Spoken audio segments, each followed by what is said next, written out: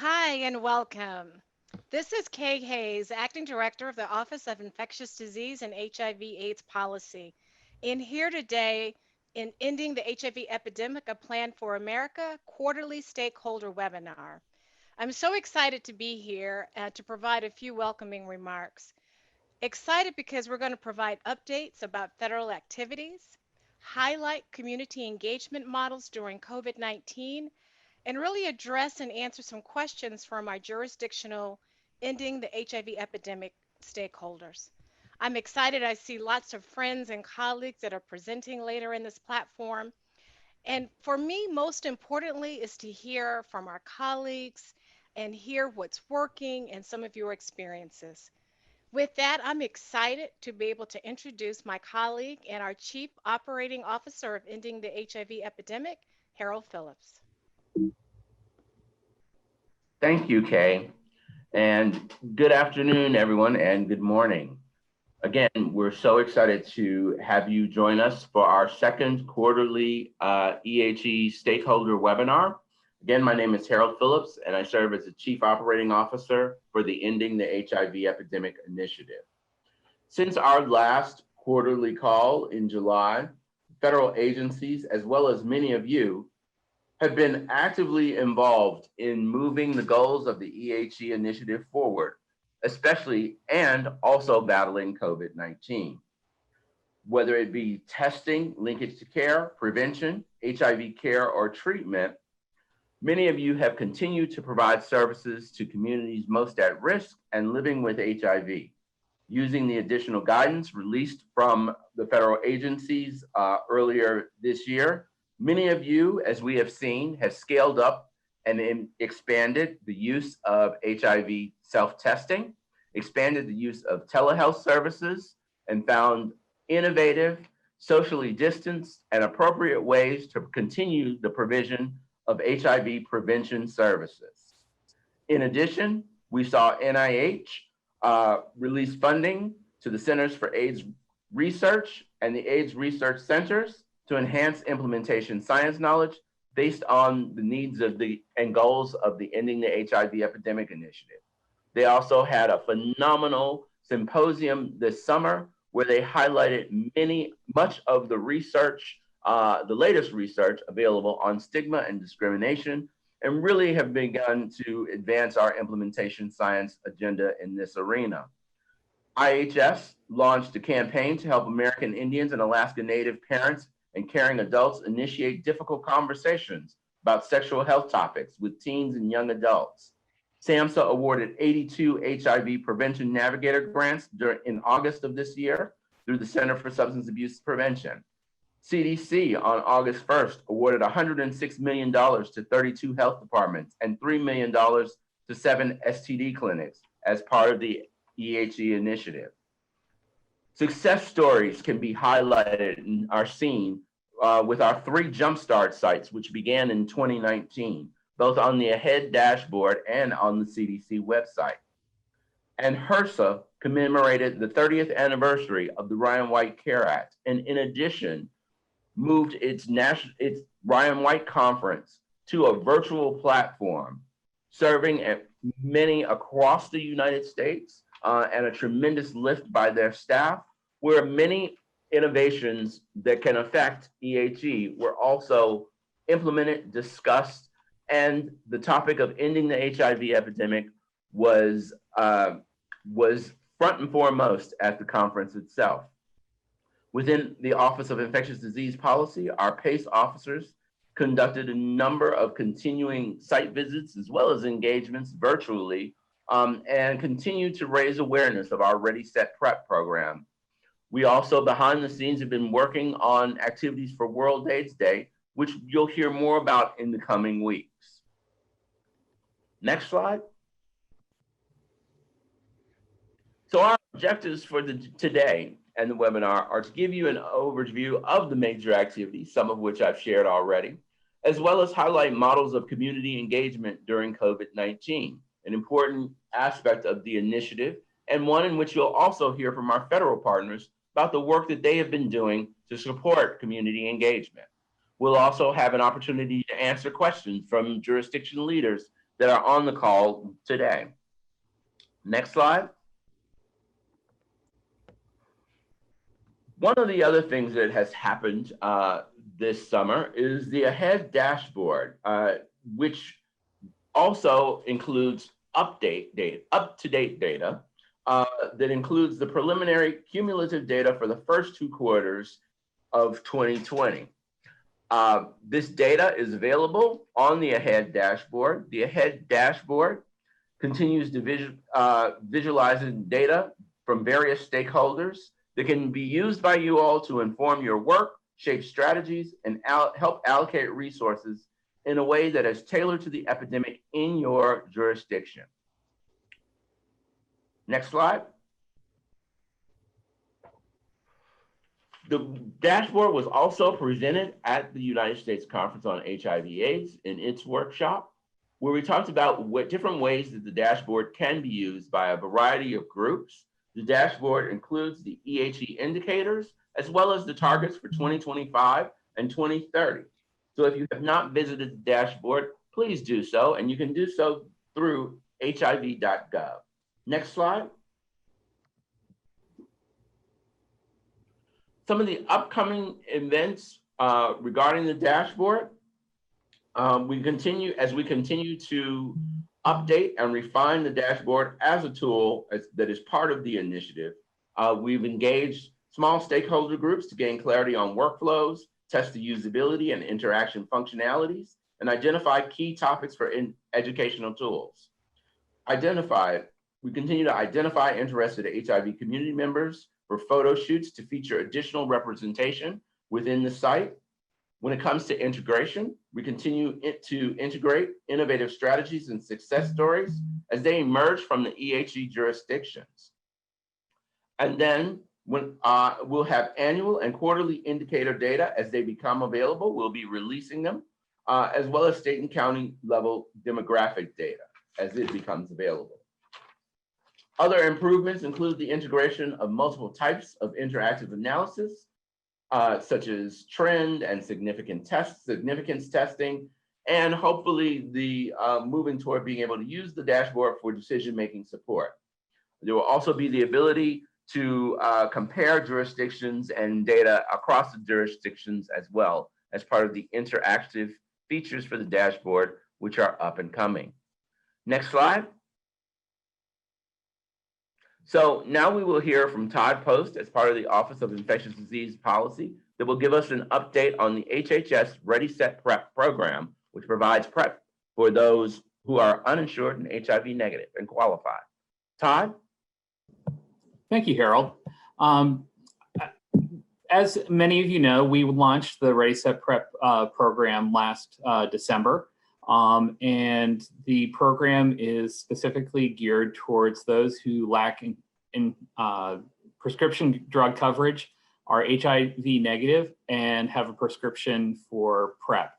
And if they meet those requirements and go to getyourprep.com to qualify and enroll, they are eligible for free PrEP medications.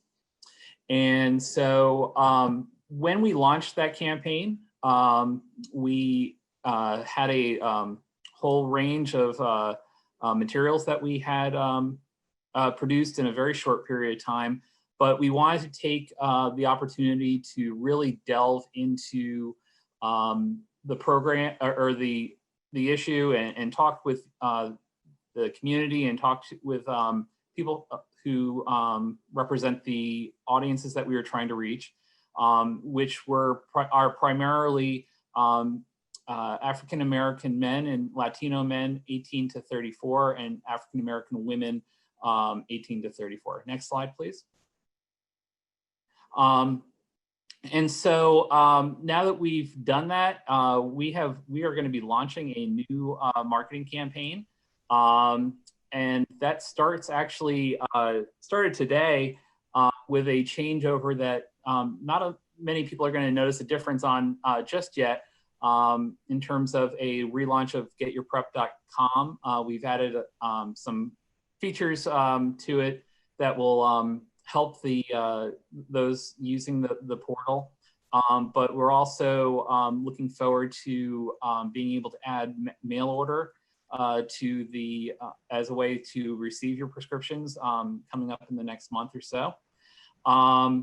We have been working to expand our co-sponsoring pharmacies, and now we have up to 32,000 co-sponsoring pharmacies, and we continue to work to increase program enrollment. And as that part of that effort, we are going to be launching the new marketing campaign, which is called I'm Ready. It features real life people, not actors or anything like that, but real life people who are using PrEP themselves, telling their stories about how it's impacted their lives. And we're just going to show a quick video of one of the examples of what you'll be seeing coming out in the next couple weeks. I am born and raised in Puerto Rico, so I come from a very machista society. One of the main cultural challenges that I see is dealing with one's sexuality. And now we can protect our bodies, we can protect our partners, and we can finally come to ending the HIV epidemic. We can change our narrative. I'm Damian, I take PrEP, and I'm ready to prevent HIV. So this was a video that we had produced for Latinx AIDS Awareness Day, but it does use the new look and feel that the I'm Ready campaign is going to have. And we are going to have much more materials along these lines. Next slide. And so what you're going to be seeing in the next couple of weeks is a whole range of materials. Some are going to be online in terms of display banners that folks will see on web pages as advertising. We're going to be producing radio and digital audio spots that will play through our iHeart radio partners, and videos that will play online. And in the early part of 2021, we'll be actually also going out as public service announcements on radio and television. We're going to have print materials, posters, and then also shareable graphics. And most of these materials will be available in English and Spanish. And so that will be coming out, like I said, in the next couple of weeks, but then also rolling into the next year. Next slide. So that concludes what I have to present about the I'm Ready campaign. And next we have Erica Dunbar.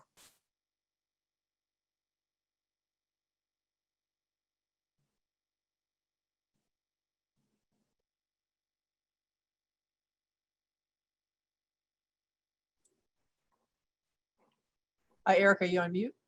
Hi, Erica. I think you are on mute.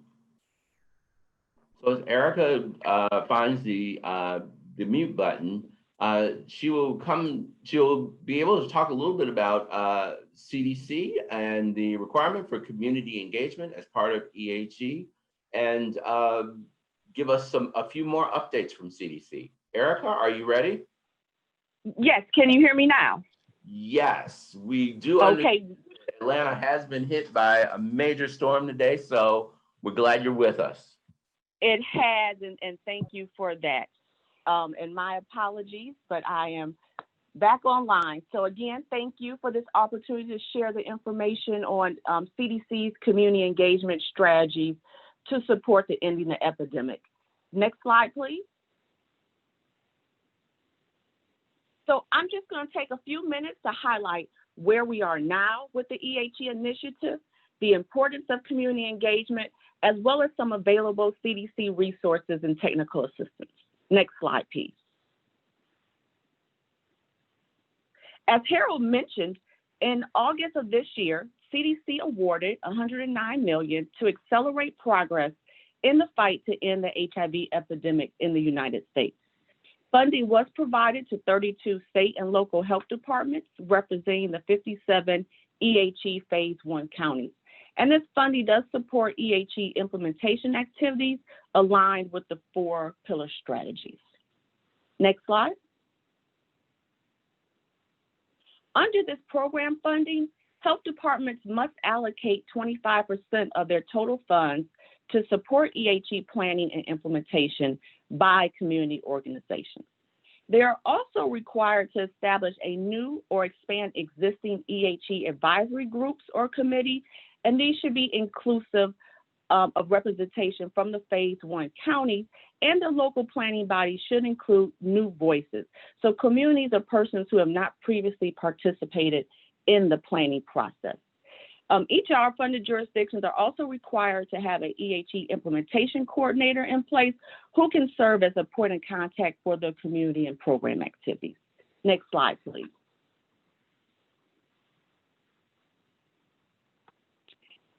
In addition to our implementation funding, in September of 2019, and this is through the HHS Minority HIV/AIDS funding, CDC awarded $12 million to 32 eligible state and local health department jurisdictions that represent all EHE phase 1 jurisdictions. And this was to conduct a rapid planning process that engages local partners and community members, HIV planning bodies, HIV prevention and care providers, and other partners in aligning resources and activities to develop community-tailored jurisdictional ending the epidemic plan. Next slide, please.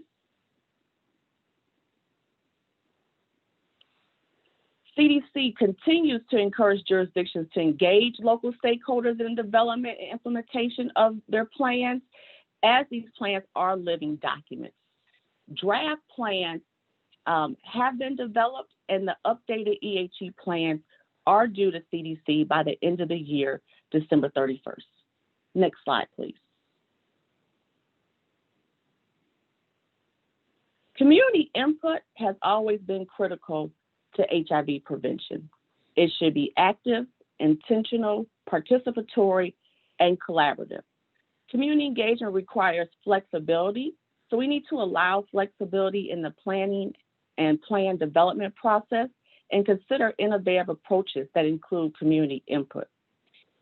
Community engagement includes hearing new voices, so engaging diverse community perspectives, including new partners who have not traditionally been at the table, as well as innovation, pursuing bold new ways of approaching HIV prevention and overcoming some existing barriers. Next slide, please.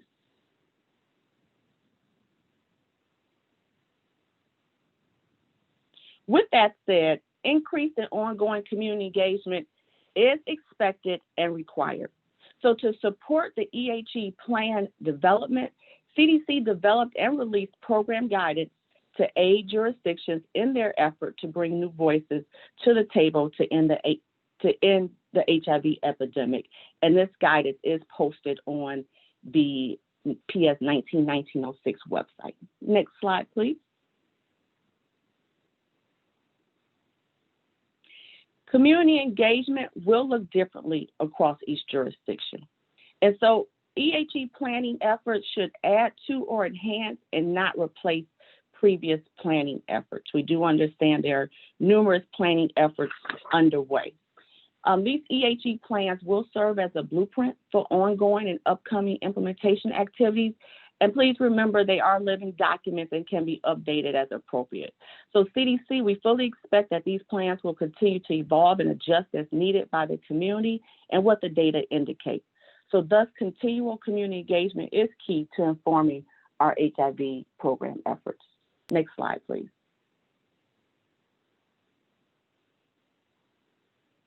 While we are still in the COVID-19 pandemic, alternative approaches to engaging communities, including digital outreach methods and discussion platforms, will be needed to meet the community engagement requirements of our Notice of Funding Opportunities.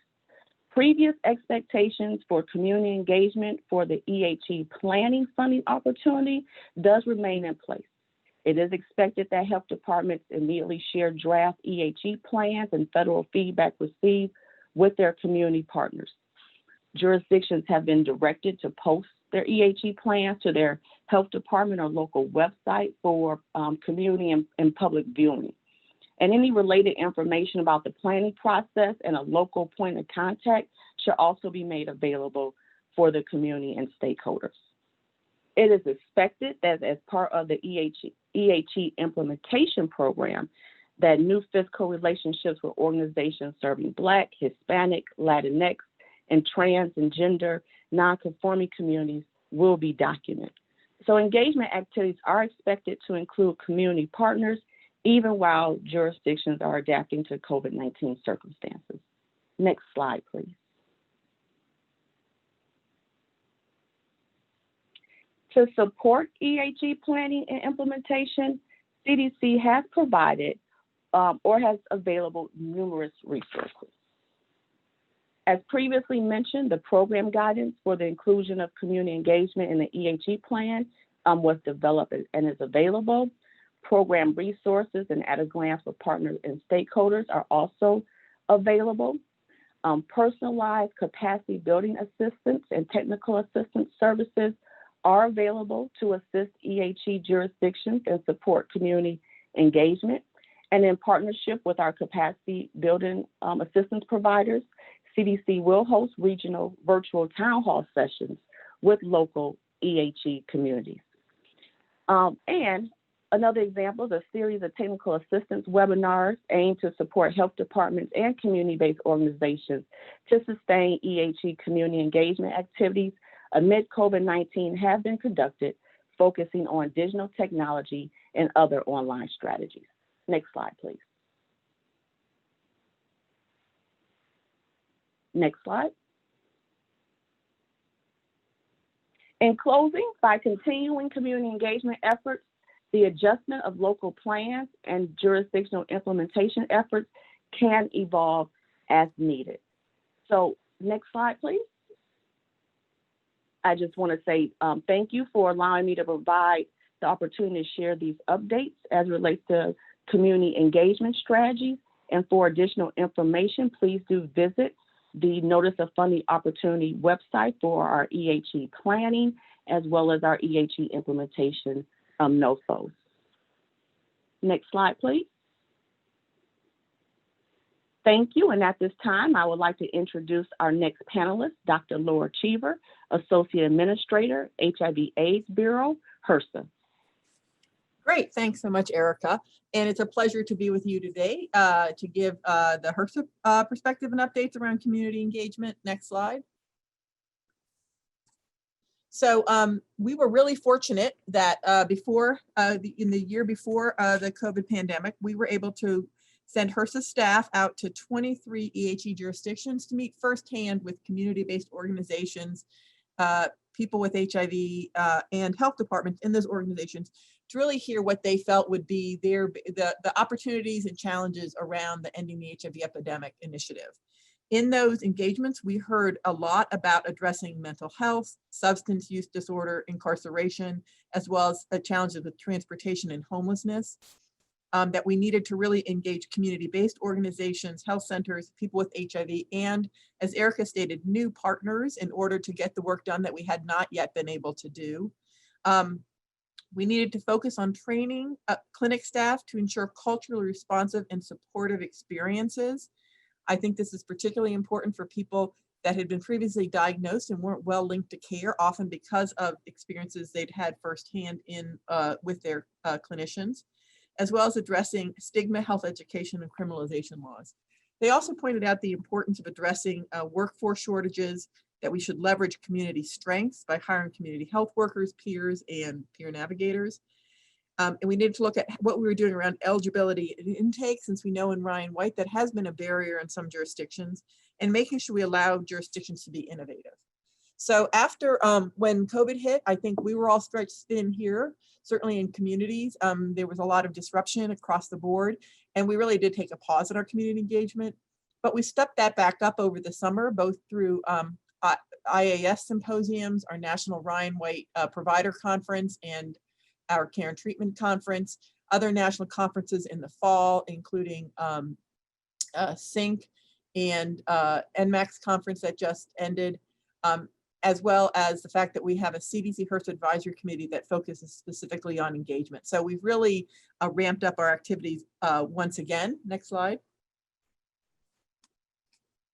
I need to really acknowledge that that our work towards ending the HIV epidemic and really increasing or starting new programming that our funding allowed was really put on hold due to COVID.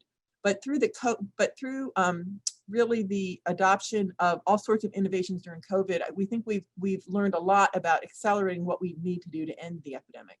And specifically, as I think Harold mentioned early on, in our response to the coronavirus pandemic and delivering healthcare services, things that would seem almost impossible around telemedicine became possible overnight. We really found that we were able through telemedicine to reach people who had been out of care and had significantly improved retention rates, at least at this point anecdotally.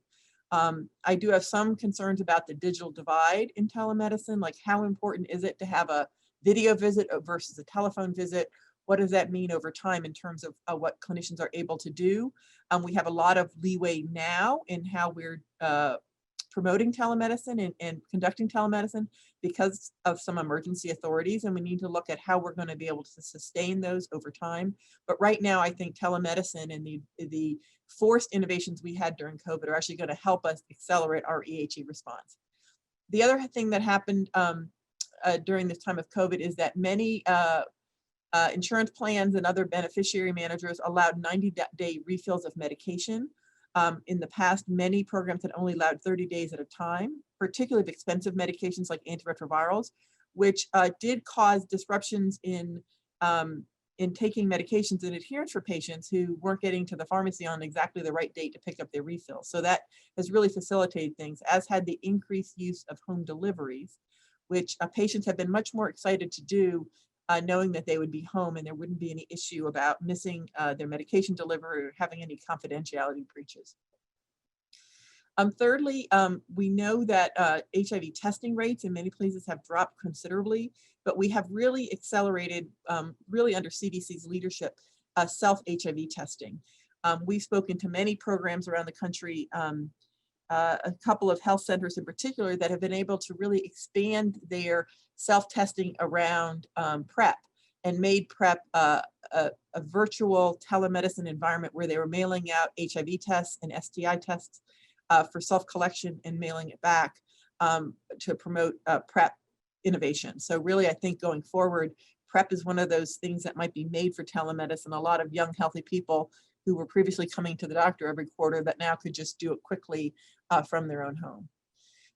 Another innovation that happened as a result of COVID was around reassessing eligibility and recertification for Ryan White. Our law, we do have some requirements based on our law, but on top of our requirements, jurisdictions had added other safeguards for themselves in terms of how those recertification and eligibility had to happen. We've really taken it back down to the bare bones of what's absolutely required. Things like handwritten signatures are not required. Issues like having people have notaries sign things, not required. Having CD4 testing, not required. So we really have stripped down and made it clear to jurisdictions what we require. We are hoping that jurisdictions will keep these streamlined processes that they've adopted as a result of COVID moving forward, because we think that will reduce barriers for patients. Next slide. The other thing, we have been able to do several projects this year that are specifically in response to things we heard through community engagement last year. First is we heard over and over again about the importance of stigma. So we were able to fund through the Minority AIDS Initiative funding, which comes from Harold's office. Thank you to your office for this.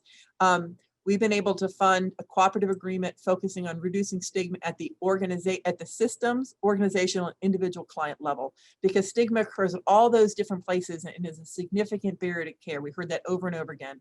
So now through a competitive award, NMAC will be leading those efforts, and we're really excited to be a part of that. Secondly, we funded once again through the Minority AIDS Initiative, funded an initiative to implement rapid antiretroviral initiation. Many Ryan White providers already do this. Other Ryan White providers, given the way their funding comes into them, we're having challenges in how to do rapid ART initiation. So we funded a special initiative to focus on doing that, learning the best ways of doing it. UCSF is going to be evaluating that and providing technical assistance. The third thing we funded this year was an important initiative about improving care and treatment, specifically focusing on interventions for Black and African American women. Once again, looking based on input we had when we were in the field and through community engagement, that Black women may need bundles of different types of interventions to engage and remain in care. And so we'll be looking at what exactly the most efficient way to do that is through 12 demonstration sites and an evaluation center at University of Massachusetts. And finally, the fourth thing here is a continuation of a previous project that's been very successful. We talk about needing people to be engaged in planning at the community level. But many people feel unprepared to sit at some of those planning tables. It's very intimidating. There's a lot of discussion of incidence versus prevalence. People have MPHs and advanced degrees to help them understand some of these public health ideas.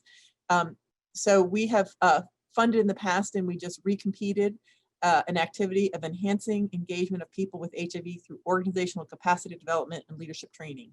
And that really is to help people with HIV to develop the skills they need to be able to participate fully in some of these planning processes, especially some of the more complicated ones. But also we have found over time that we need to get organizations better prepared to hire people. So how do we help organizations so they are better situated to hire community health workers and peers? And so this funding awarded competitively, once again, to NMAC will be helping us do that. So really to achieve the aims of community engagement. Next slide. So we continue our community engagements. We're going to continue them in this coming year. We are switching now to an all virtual mode. We found actually during our National Ryan White Conference that this virtual mode was incredibly helpful to people that otherwise could not have attended. Now they can attend. So we are looking for the best ways of doing that. We are improving some of our technology and platforms here at HRSA. We've been working with the larger organization within HRSA so that we have the right platforms to be able to do this, and we are looking forward to it. The other thing that we did this year is based on some contact with community. We heard that people were very confused about who to contact in their jurisdiction if they wanted to get engaged in some of these planning processes. So I just posted into the chat. We had one of our cooperative agreement technical assistance provider, NASDAD, work with each jurisdiction to find out who is the point of contact in that jurisdiction for community that wants to become engaged in the planning process. So we have that posted at the nasdad.org website at ending-HIV-epidemic/contact, so that if people in the community want to know who they should reach out to get engaged, we have a name of a person. So we're really excited that we were able to do that. We know we have more work to do. We continue to look forward to hearing from community as to what you need from us in order to better be able to participate at the local and state level. So we're very excited with that. We've done a lot of work in the last few years to really build the capacity of planning councils, for example. We'll continue to do that work as well. So we feel that this EHE work is really building on a legacy of 30 years of doing this kind of work in Ryan White, but we want to get better into a different level to really engage partners we haven't engaged before. So next slide. I want to thank you. I want to thank you all for that. And with that, I am going to turn it back to Harold. Thank you, Dr. Cheever. Next, we will hear from Michelle Allen and Reverend William Francis, who are doing work on community engagement in Atlanta, Georgia. And we will hear from them, especially some of the work being done to engage the faith community. Michelle, Reverend Francis, are you all ready? We are ready. Thank you, Mr. Phillips. All right. Greetings. On behalf of the great state of Georgia, we thank you for this opportunity to share with you how we are engaging the faith community. Next slide. So I know that we are not traveling, so I thought virtually I would take you to the great state of Georgia. We have 159 counties, 10 million residents. If you've ever been to Atlanta, you know most of them live here. Our 159 counties are divided into 18 health districts, and our EHE counties are Cobb, Fulton, Gwinnett, and they are all Cobb, Fulton, Gwinnett, DeKalb, and they are all in Metro Atlanta. Next slide.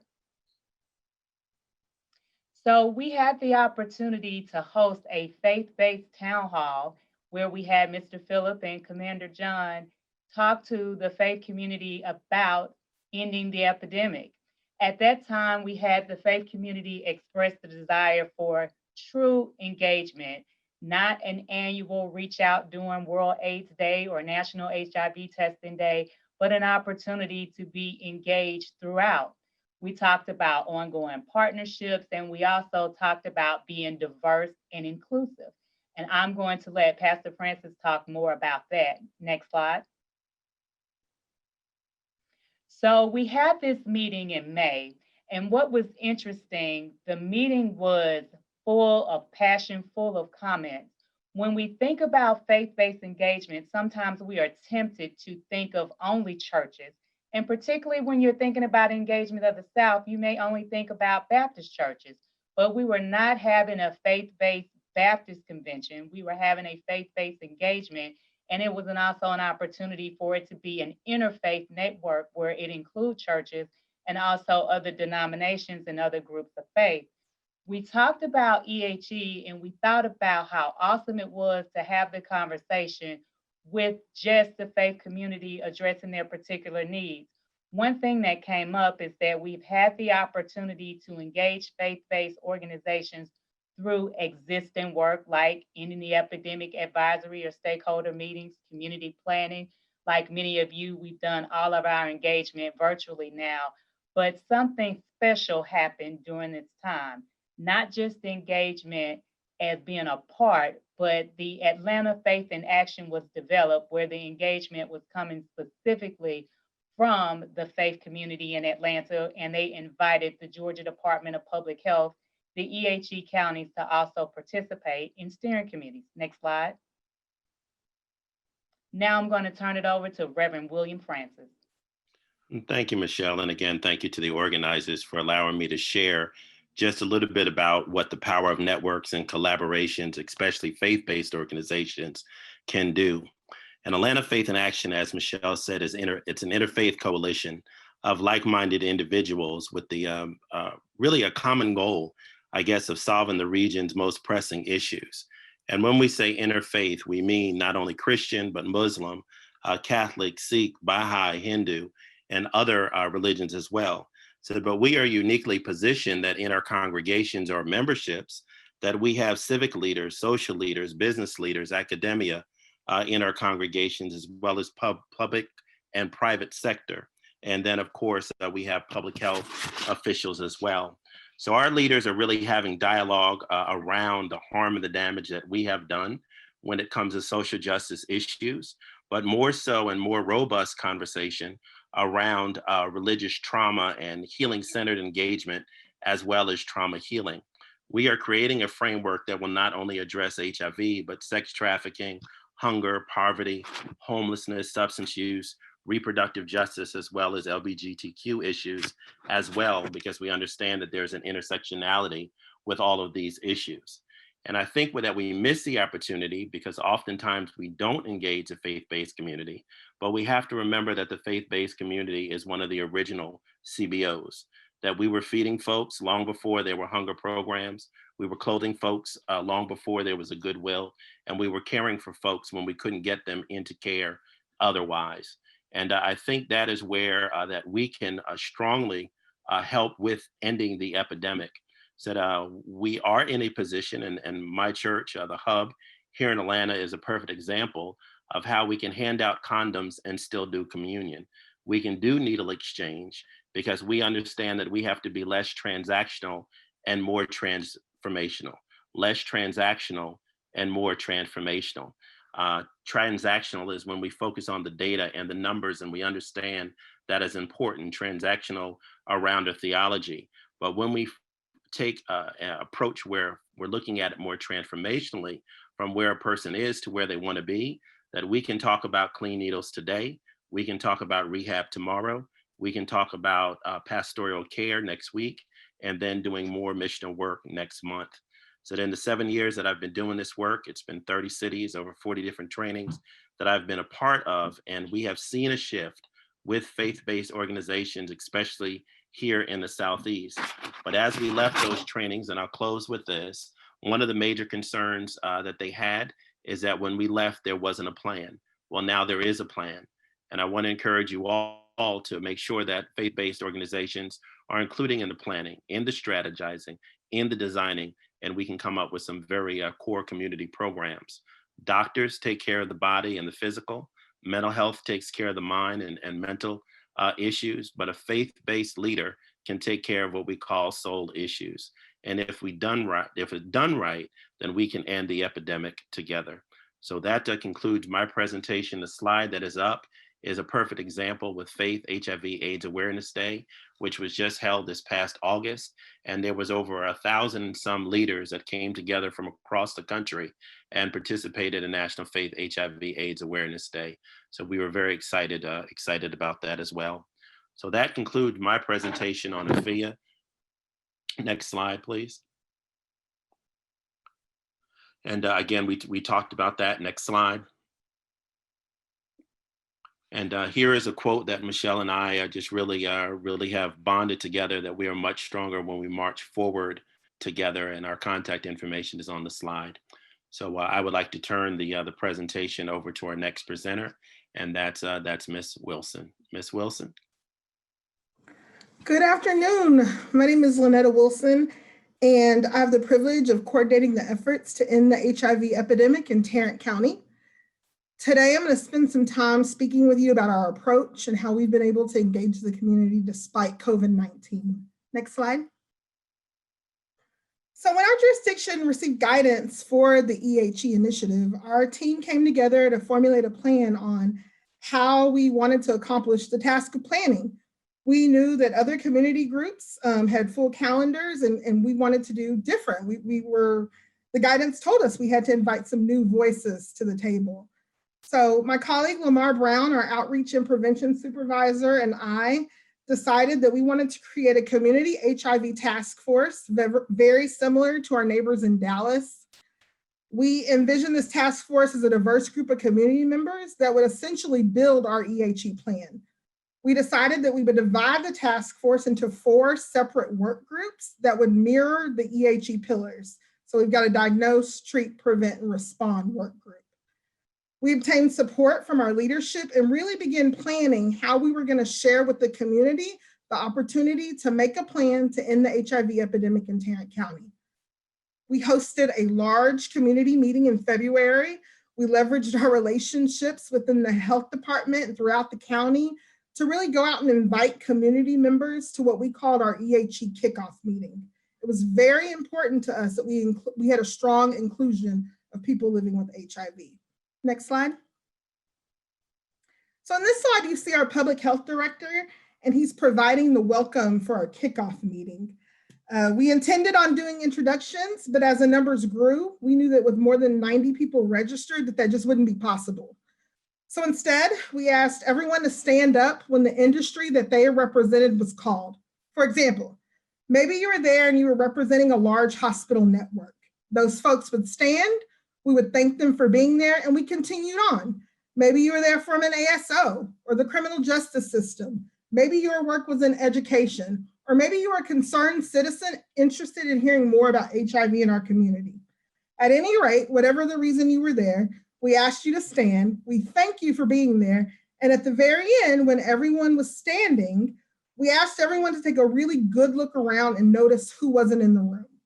Who did we forget? Who was missing?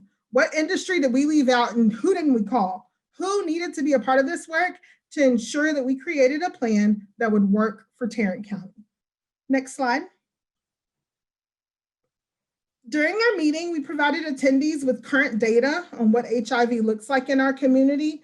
We discussed the goals of 75% reduction by 2025 and 90% by 2030, and what that really looks like for our.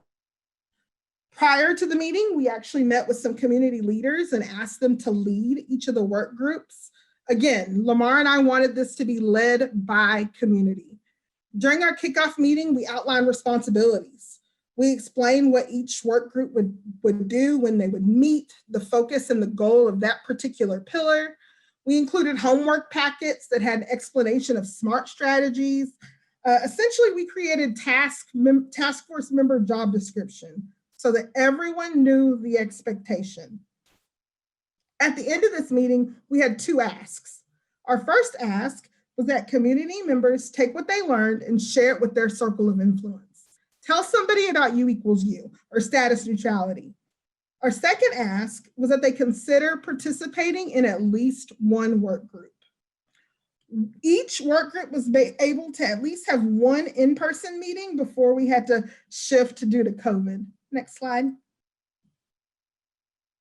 So like the rest of the world, during COVID, we've transitioned to virtual platforms. We're using GoToMeetings and a platform called Trello.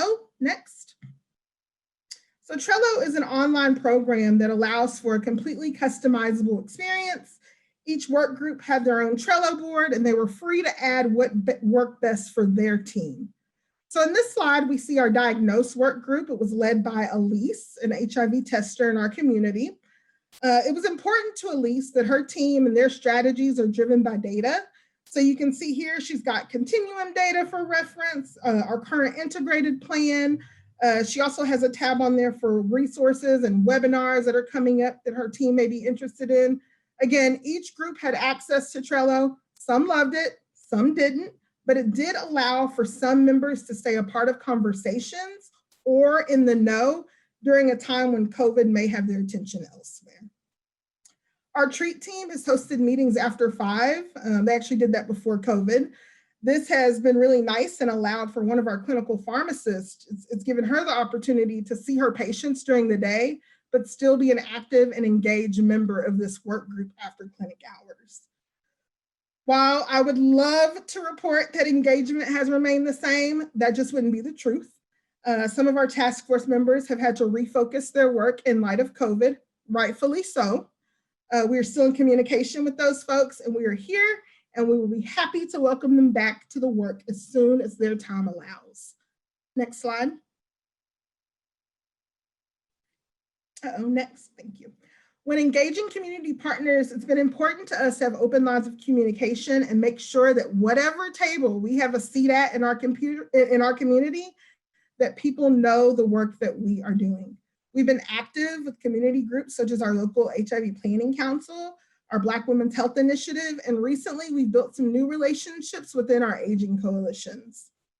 Currently, we do not have a social media presence. It is something that we are exploring. And while we are exploring, we're just leveraging our relationships with those that do, so that we can make sure people in our community know what it is that we are doing. Very early on, the team in our health department agreed that it's important to prioritize the accountability to our consumers. We've been able to share a rough draft to our consumer group. We're going to take their feedback, add it to the plan, and then bring it back to this group. We want people living with HIV to know that we are listening, that they are heard, and that we have every intention of addressing the issues that matter the most to them. And then lastly, we want to bring it back to the community. We want to bring the community back together, very similar to our meeting in February. We want to have a reveal. We want to reveal the work that we've been doing in this planning process. This is going to be a living document. So at that meeting, we will welcome edits and feedback. Next slide. During the summer, the George Floyd tragedy allowed the task force to really take a second look at our plan. Were we doing a good job of making sure that we had strategies to address Black people and other communities of color? Questions like these and conversations like this sparked an idea to host a health equity summit. We brought all of our work groups together for an important health equity reminder. Our local health equity coordinator, Dr. Yvette Wingate, provided ideas and tools that we could use while we were creating our plan. Our state health equity coordinator was also there, and Max Boykin with the Black AIDS Institute provided an overview of BAI's plan, We the People. Following this summit, we've been able to collaborate with some grassroots groups that are doing health equity work and other community partners that we've not historically had relationships with. This includes working with university and utilizing the help of interns for a fresh perspective and help with creating our plan. We're hopeful that these relationships will continue to thrive during the implementation phase. Next slide. So in this last slide, you see a picture of me, my colleague Lamar, and our Region 6 PACE officers. We invited Commander Rivera and Lieutenant Commander Chavez to our kickoff meeting, not really expecting them to show up, realizing that they are dedicated to the entire region and they have busy schedules. But not only did they show up, but they signed up on several of our work group committees. They've been able to spark ideas and offer resources, and they have been wonderful to work with. We are thankful to have boots on the ground support from the federal level. Lastly, I want to acknowledge the work of the entire Tarrant County HIV Task Force. While I'm the one that gets to present to you today, I want to make it perfectly clear that I'm just a very small part of a team of dedicated, kind, compassionate, capable community members that have given so much of their time and their effort towards this work. We appreciate them, and there's no way we could do this unless we work together as we really work to end the HIV epidemic in Tarrant County. My contact information is listed here. If you have questions about our process, our plan, please feel free to reach out and connect. I am always happy to help. Next slide. Next, I'll turn it over to Dr. Jennifer Bennett. She's going to discuss community engagement in Reno, Nevada. Good afternoon. Thank you for having me today. I want to clarify that I am located in Reno, Nevada, but I'm actually going to be talking about our Ending the HIV Epidemic plan for Clark County, which is primarily the Las Vegas area. As Lynetta said, thank you. My name is Jennifer Bennett. I'm the director of the Pacific AIDS Education and Training Center Nevada site. We're based at the University of Nevada, Reno School of Medicine. And as I mentioned, we provide services statewide.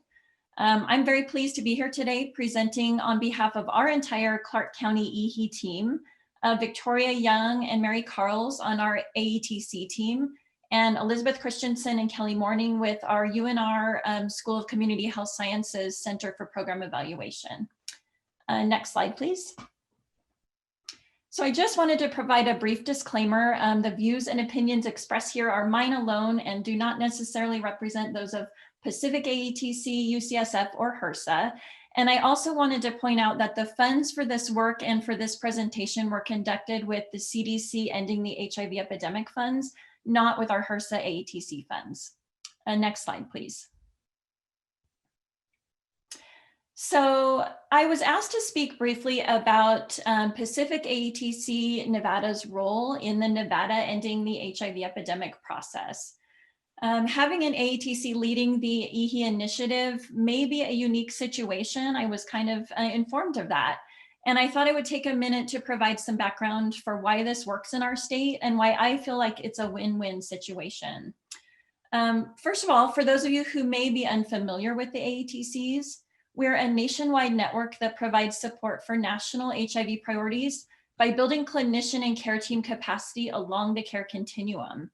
We're part of the Ryan White Network, funded through Ryan White Part F, to provide training, capacity building, and technical assistance to our Ryan White partners and to other organizations engaging in HIV care prevention and support. The AETCs consider ourselves a neutral convener.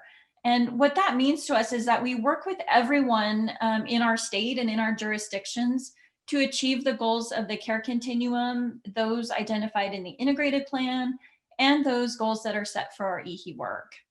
We're a trusted partner and are well integrated into the HIV community with many established partnerships. Here in Nevada, the AETC has been part of the integrated plan work for about 10 years, I think, which has really served us well in seeing the needs among the provider community and being able to incorporate that into our annual AETC work plan. We're also able to contribute our research expertise and university resources to these ongoing needs assessment and planning processes for the HIV community. And being a part of the AETC network connects us with not only our Region 9 partners in California, Arizona, and Hawaii, but with our AETC partners nationwide also, which really provides a great deal of resources for all of the work that we do. I just want to encourage you, if your local AETC is not a part of your Ending the Epidemic planning process, I would encourage you to connect with them. So I wanted to just point out a little bit of history here. Our Pacific AETC Nevada team was asked by our state Ryan White Part B program to conduct an all Ryan White Parts Summit focusing on ending the epidemic in Nevada, which was held in January of 2019. As a result of that conference, our AETC developed a statewide Ending the Epidemic work group, which has grown to over 60 members representing more than 30 organizations statewide. And then, of course, as many of you know, and was mentioned earlier, in June of 2019, the CDC released PS 19-1906 for funding to draft the jurisdictional plans. And we worked with our state HIV prevention office to apply for those funds to draft the Clark County EHE plan, which was just submitted in September of this year. Next slide, please. As I mentioned in the previous slide, the PAETC Nevada is engaged with more than 60 members in our statewide Ending the Epidemic work group.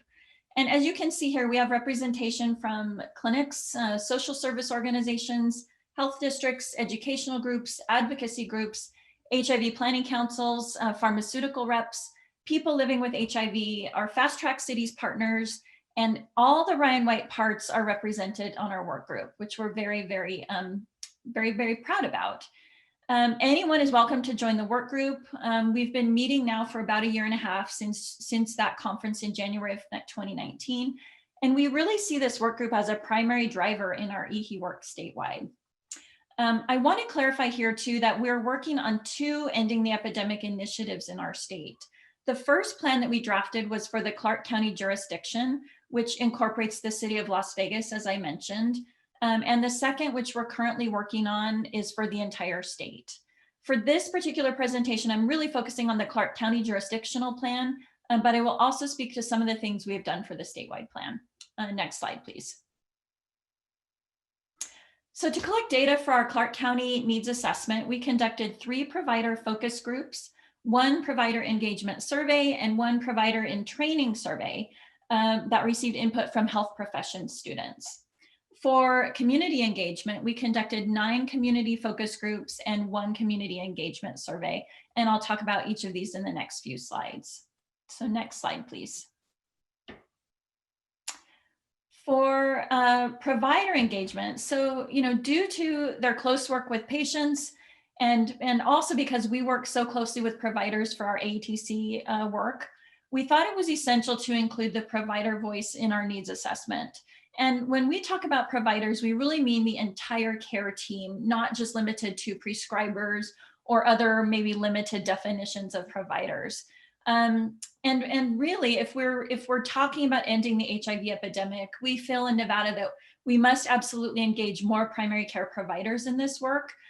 We need primary care providers to be conducting thorough sexual histories, routinely screening for HIV and STIs, prescribing PEP and PrEP, linking people to care, and providing culturally appropriate care. So we really went out of our way to target the primary care community for this needs assessment as well. So for provider engagement, we held 2 HIV provider focus groups with 44 participants, 1 primary care provider focus group with 50 participants. And that sounds like a lot. It was actually, we broke the groups into, there were technically 4 focus groups in one kind of setting. And we conducted a provider engagement survey with 126 respondents. And then, as I mentioned, our provider and training survey with 122 respondents. And I just wanted to note here also that our AETC network, our faculty, and our contact list were really extremely valuable in being able to conduct this work with providers. Next slide, please. So as I mentioned, we conducted 9 focus groups in our community with our community members. And some of our priority populations for this work were men who have sex with men, transgender women, racial and ethnic minorities, people who use substances, and those who are underhoused. And you can see here that our focus groups and survey reached these groups very well. We're pleased with this response. And some of these groups are really challenging for us to reach. But our success in this area came from working collaboratively with our community partners to really engage the community. One key point I want to make here was that we utilized existing support groups that were regularly held by some of our community partners, our community-based organizations and clinics, to engage with specific groups such as Latino men, transgender women, and people who use substances. They allowed us to attend their support groups and utilize that time to conduct our focus groups. We also encourage those participants to respond to the surveys as well. I will note here also that several of our focus groups had to be canceled due to the COVID pandemic. However, we were able to reschedule a few of these and conduct them in a virtual platform. Next slide, please. So to summarize our community engagement efforts, some of our key strategies were having our community-based organizations and our other partners posting invitations for the surveys and focus groups on their social media, and really helping us to recruit their participants at their sites. We provided gift card incentives and food for the focus groups, which was helpful. Again, as I mentioned earlier, utilizing our AETC provider and health profession schools contacts. We worked with a medical student who developed the provider in training survey for us and is going to use that to look into developing more content to provide more training around HIV in medical school.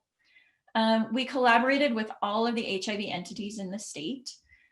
We partnered with rural coalitions and other community agencies who are not focused on HIV. And when I'm speaking about these groups, these were primarily for our statewide EHE initiative that I mentioned. We utilized our key connections in the community and really tapped into individual and organizational strengths, utilizing existing programs such as the support groups that I mentioned, and all of whom were very pleased to have their voices heard and to be part of our Ending the Epidemic work. So in conclusion, I just wanted to note that we're a small state with pretty limited resources, but we have found that maintaining good relationships within the HIV community and among our external partners and stakeholders, and really working collaboratively with everyone has been key to our success. Thank you very much. And now I will turn it over to Marissa Robinson, Management Analyst with OIDP. Thank you so much, Dr. Bennett, and thank you to all of our panelists. I would say give a virtual round of applause, but of course we can't see or hear you all, but we know that you have enjoyed, hopefully you have enjoyed the presentation thus far. So now we're going to go into the question and answer session, and I want to thank everyone who has been putting their questions in the chat box or the Q&A function. So first and foremost, I'm going to start off with our community partners first, and then we will try to get to some of the federal questions, but we do have 15 minutes slated for this section. And for those questions that we do not get to, we will try to follow up and answer them accordingly. So first, but not least, Dr. Bennett, since you were the first one to finish, I'm going to pose this first question for you. So the question is from Kevin Sitter, and he says, Nevada is a perfect illustration of a state with an urban center where much of the prevalence is located, but also a large rural area where the prevalence of HIV is less and scattered, making provision of services more challenging. Can you speak to how you are approaching this dual identity situation? Yeah, thanks, and great question, Kevin. I appreciate that. That's really gets to the heart of why we're actually developing two separate plans in Nevada. So the jurisdiction that I mentioned, Clark County, is where Las Vegas is, and is, as you mentioned, really the center of the HIV epidemic in our state.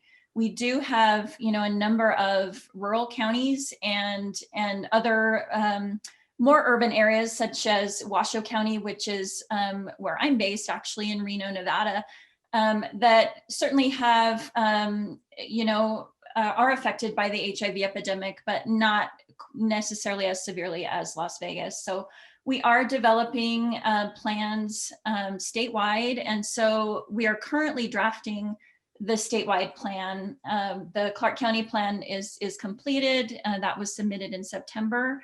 And what we're doing really is similar to what we did in Clark County, which is really talking with local folks. As I mentioned, we went out of our way to have some rural focus groups that ended up being conducted, unfortunately, virtually, but we were pleased to be able to talk with some local rural folks, as well as different folks in Washoe County and Carson City areas. And so, yeah, we're, we are drafting that plan right now. We haven't got to the plan portion of that yet, but plan to, include community voices as much as possible in both the needs assessment and in drafting the plan. I hope that answers your question.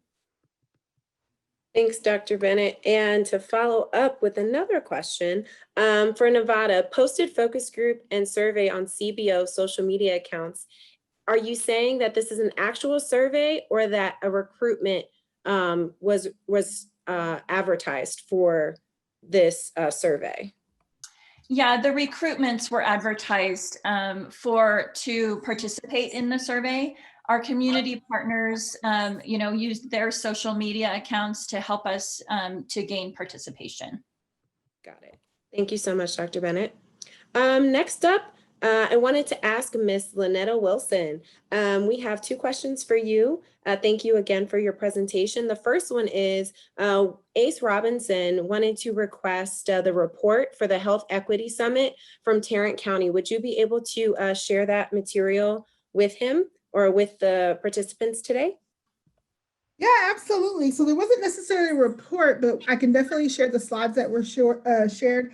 And I believe we recorded that that session. So I'd be happy to give that out to anybody who's interested. Absolutely. Awesome, thank you.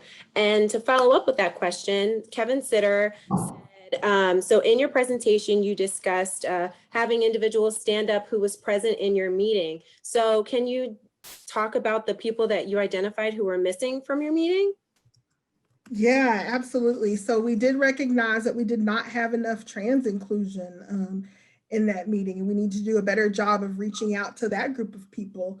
We also missed the bar and hospitality scene. We did not do a good job of recruiting them. We learned from that. So since then, we've definitely been trying to do better in engaging those folks at our table. At that point, the Aging Coalition wasn't really well represented. So since that meeting, we've learned from that and tried to be active in the things that they're doing. The faith community wasn't well represented. So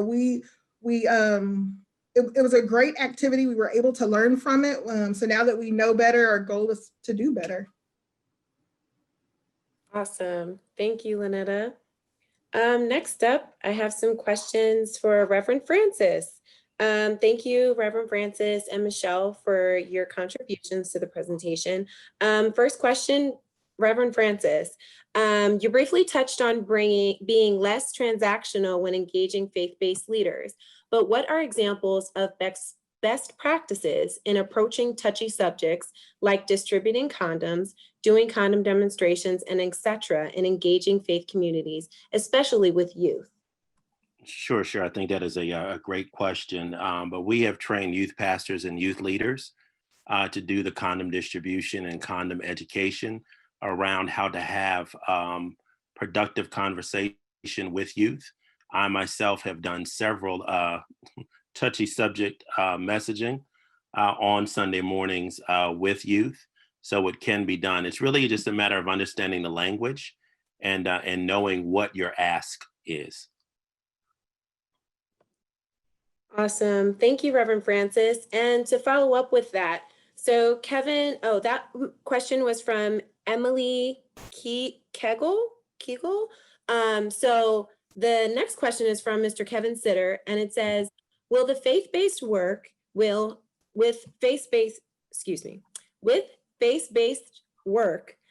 homophobia and heterosexism be addressed?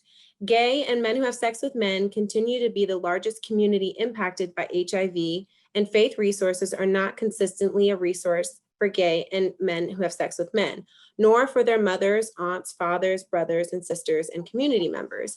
Decreasing rejection to the gay and MSM population is a critical step for the faith-based communities to take. And do you have any thoughts on that? I do. We have had that conversation across the Southeast and the country, and many pastors are trying to figure out how to bring healing to a community that much damage has been caused. And it's been interesting that those questions are actually coming from heterosexual pastors because they realize the harm and the damage. And that's what I had spoke about, making sure that we create healing-centered spaces and brave spaces for those conversations to be had. But we definitely address them with Atlanta Faith in Action, and our members definitely have some very robust conversations around the two issues. Thank you, Reverend Francis. This next question is for Michelle. Thank you again for participating. The question is, what were the amount of funds allocated to the Georgia Public Health Department? Thank you for the question. I did also respond in the chat. Oh, Georgia okay. was proud to be one of 3 jurisdictions chosen for the pilot, and Georgia, specifically DeKalb County, received $1.5 million.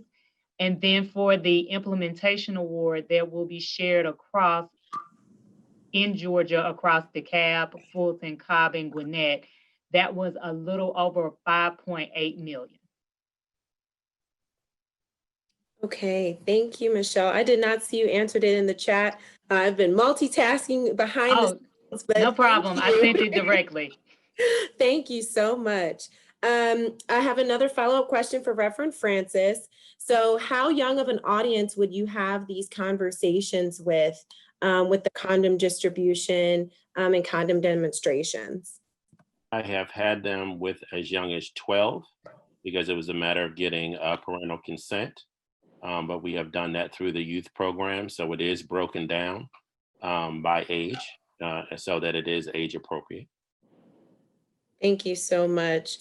So now I would like us to move into the federal questions that have been posed. And I am joined by some of my federal colleagues. We have Captain Daryl LaRoche from IHS. We have Rita Harcrow from HOPWA.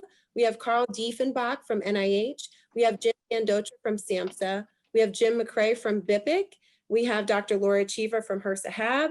And we have Ms. Erica Dunbar from CDC. And of course, we also have our very own Harold Phillips from OIDP. So thank you all again for joining us for the question and answer session. I'm going to start off with a question to Dr. Gandotra. The question is, I'm very concerned that SAMHSA funding has a large number of patient navigators is not helpful unless there is a significantly more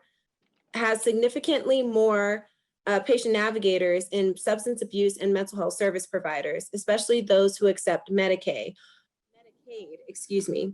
Are they expanding service resources? Thank you for the question, and thank you for the opportunity to be here. I will first state that we at SAMHSA are well aware of the issues with the workforce shortages. We are working with a host of partners to expand treatment capacity, one of which is increasing the number of substance use disorder treatment providers, in particular those with opioid use disorder. We partnered with other federal partners towards this endeavor, as well as other stakeholders to enhance practitioner training. So that's one aspect where we are actively working.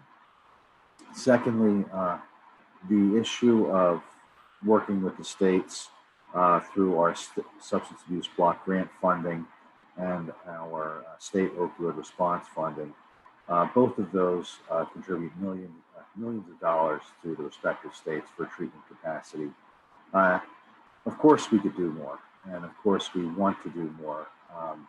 This is something that we do want to promote from the pillars of both diagnosis and response, in tracking both the individuals who get tested and the referrals, as well as understanding that we have to enhance evidence-based practice. Prevention navigators are one aspect where individuals who are facing substance use disorder or mental illness also when they're dealing with the prospect of HIV and the diagnosis, they do need help. I understand the concern of not having resources, and certainly we can work with our colleagues also at CMS. But these individuals need help in navigating, and it can be terribly frustrating even for those who are well skilled in this service delivery to navigate through what could be a very complicated process. Having someone to help you and keep you motivated as you encounter potential roadblocks and getting to the next provider if the first one doesn't accept that insurance is also part of their job. So we do believe that the navigator, when they're linked to a patient, will continue to work until the person is linked to treatment. Thank you. Thanks, Dr. Gandrotra. So the next question is going to go to Dr. Dr. Cheever over at HRSA. The question is from Lynn, and she asked, as a Ryan White agency in an EHE priority state, we have concerns about our EHE efforts being negatively impacted by the current efforts of 340B drug manufacturers trying to dictate the terms of the program. How is this critical issue being addressed by HRSA? Yeah, I'm sorry. There are a couple of questions about this. I am not able to comment on that because of ongoing litigation in that matter. So I'm sorry, litigation's preventing me from commenting. Thanks, Laura. The next question is going to be for Ms. Erica Dunbar. The question is from Cassandra. She said, given well-documented racial disparities in HIV and previous national strategy, the NHAS, the National HIV/AIDS Strategic Plan, goals, strategy to reduce disparities, will EHE set explicit targets on reducing racial disparities in HIV? Erica? Yes. Thank you for that question.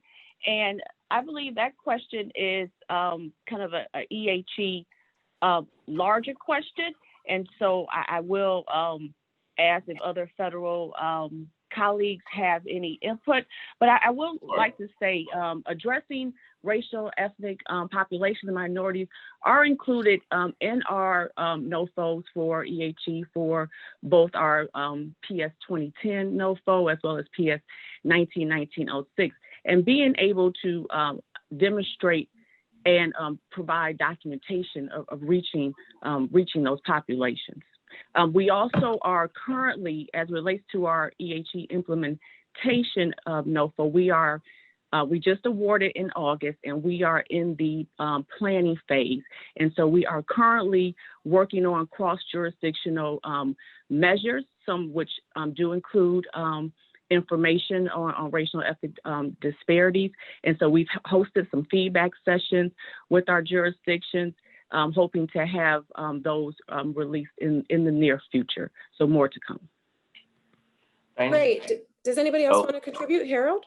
Yeah, I'll contribute. Yeah, I was waiting for Erica to throw the ball my way on this one. So thank you for the question. With the AHEAD dashboard, as data becomes available on various racial and ethnic groups, it will be displayed on the dashboard. With regard to the question about targets, we also are working on the HIV National Strategic Plan.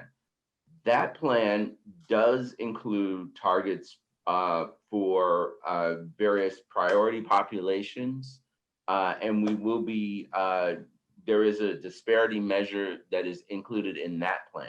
So while EHE has its indicators, we've added some additional indicators to the HIV National Strategic Plan that we will be able to track and report on and use to sort of track our progress in closing the health disparities gap among priority populations. So hopefully that helps. Thank you, Harold. And in tandem with that question, Ronald had a question. It says, how will CDC hold jurisdictions accountable for meaningful and community engagement? Would you or Erica like to answer that question? Hi, yes, thank you for that question.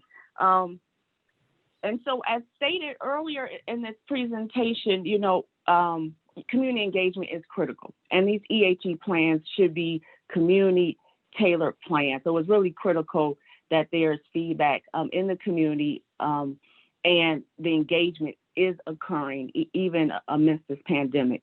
As we stated, there are a number of ways we want to ensure that we are sharing information on the plans. As mentioned, plans will be posted on the websites. We're asking our health departments to provide those on their, post them to their local and state websites. Our technical assistance partner, NASDAQ, also host a website that will have information on plans to include the point of contact in your jurisdiction. So we ask that you start there first, ensure that you're reaching out to the EHE coordinators, the points of contact for your respective jurisdiction as it relates to community engagement.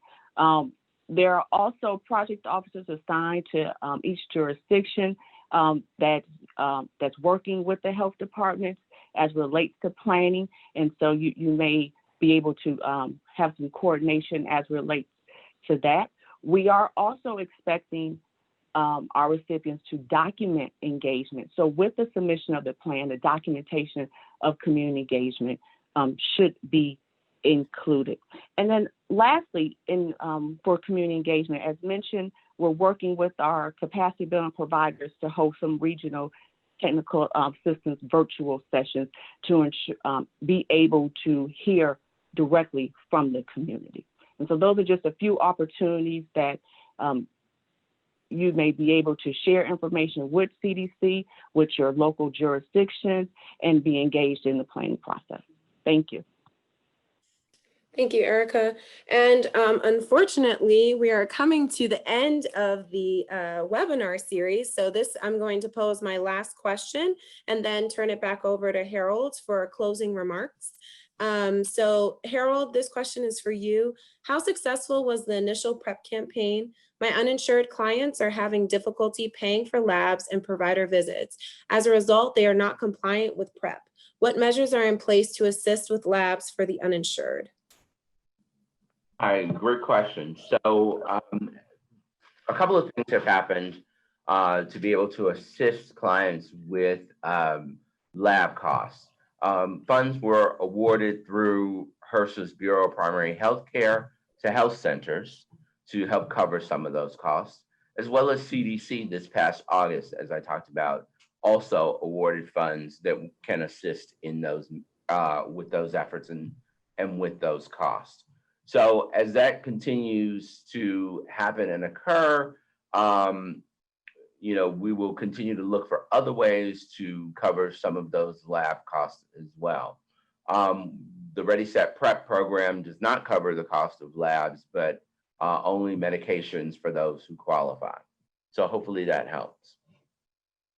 Thank you, Harold. And thank you to all our participants who have submitted questions. Unfortunately, we weren't able to get to all of your questions, but I do encourage you to go to hiv.gov and go to our EHE webinar stakeholder frequently asked questions. And there are a lot of different answers to a lot of questions that we received from our previous webinar. And I hope that can be a resource that you all can use in the future. But thank you all. This will conclude the question and answer session. And now please turn to the next slide and I will turn it back over to Harold to give closing remarks. Harold? Thank you, Marissa, and thank you to all of our panelists, both from the community and also our federal panelists as well. Hopefully you all have gotten some good tips on community engagement during this time of COVID-19.